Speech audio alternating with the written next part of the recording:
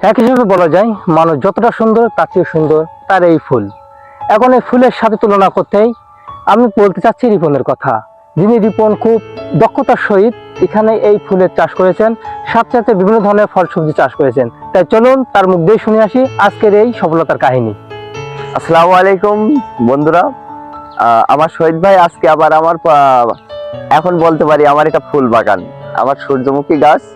আমি মূলত এখন চাষ করতেছি যেগুলো আর কি বেশি দাম পাওয়া যায়, অল্প ফলনে বেশি লাভ এবং খরচ কম।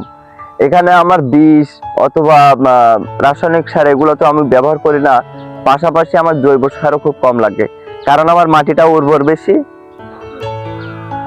জৈব সারের যে জৈব সার দিয়ে আমি যে উৎপাদন করি, জৈব সারও খুবই তুলনামূলক অনেক কম লাগে।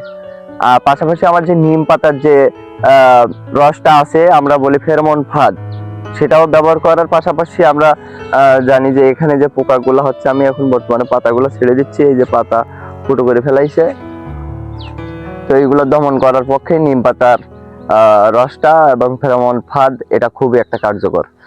তো দেখতেই পাচ্ছেন আমার মতো সুন্দর সূর্যমুখী ফুল অনেকগুলা, এধারে অনেকগুলা, আর প্রতিটাই কলিও আসছে, প্রতিটা গাছে কলি আসছে। আজ পর্যন্ত ততক্ষণে নিজে খেয়াল রাখুন, আবার দেখা হবে অন্য কোনো ভিডিওতে। ধন্যবাদ।